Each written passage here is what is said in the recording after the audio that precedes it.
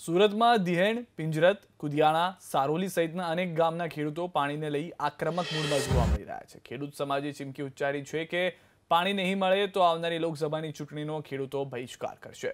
ખેડૂતોની માંગ છે કે પાણીની સમસ્યા એક સપ્તાહમાં ઉકેલવામાં આવે અને જો મુદ્દો નહીં ઉકેલાય તો ખેડૂતો ચૂંટણીનો બહિષ્કાર કરશે। ગુજરાત ખેડૂત સમાજે પાણી માટે આંદોલનને લઈને ચીમકી ઉચ્ચારી છે। આપને જણાવી દઈએ કે સુરતમાં દિહેણ, પિંજરત, કુદિયાણા, સારોલી સહિતના અનેક ગામના ખેડૂતો પાણીની લઈ આક્રમક મૂડમાં જોવા મળી રહ્યા છે। ખેડૂત સમાજે ચીમકી ઉચ્ચારી છે કે પાણી નહીં મળે તો આવનારી લોકસભાની ચૂંટણીમાં ખેડૂતો બહિષ્કાર કરશે।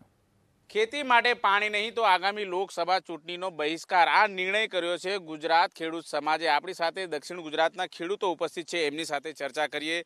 રમેશભાઈ, શા માટે આવો નિર્ણય લેવો પડ્યો? અત્યારે ઉકાઈ ડેમમાં પૂરતું પાણી છે। અમે જે માંગણી કરી રહ્યા કે અમને હજુ 60 દિવસનું પાણી જોઈએ છે। હવે જે સરકાર અત્યારે એમ કહે છે કે તમને 42 દિવસનું પાણી મળશે।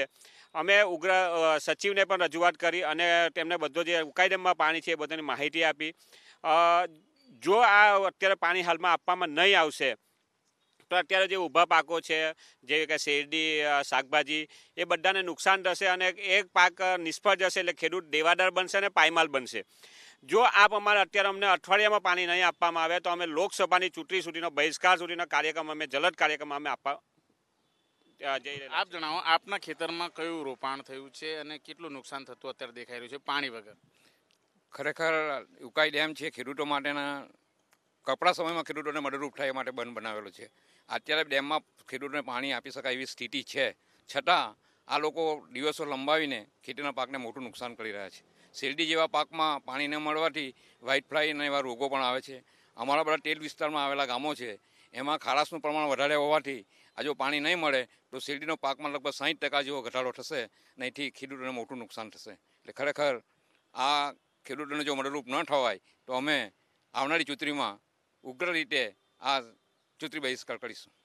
આપ જણાવો, ઓલ ઓવર દક્ષિણ ગુજરાતની વાત કરીએ તો કઈ રીતે શેરડી અને ડાંગરનું રોપાણ થાય છે અને કઈ રીતે અત્યારે નુકસાન થતું દેખાય?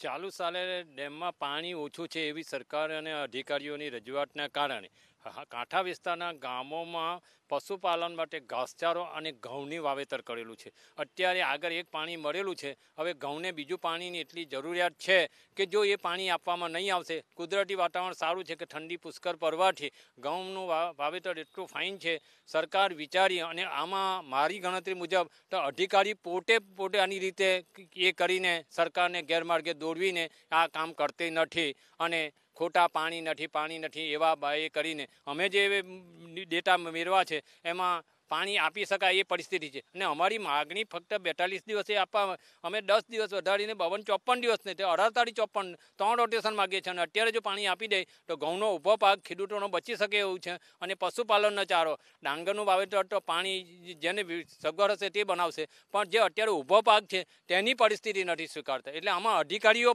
પોતાની રીતે એ કરી રહેલા લાગે છે। બિલકુલ, આપનો શું વિરોધ? ખેડૂતલક્ષી આ ઉકાઈ ડેમ જે છે આ ગુજરાત સ્ટેટમાં આ ખેતીના પાણી ઉપલબ્ધ માટે જે કર્યો છે અને હાલ જો ખેતીના માટે પાણી નહીં આપે પણ પશુધન આધારિત આ તાલુકો છે અને એ જો કદાચ નાશવંત થશે તો ખેડૂત બેકાર થઈ જશે।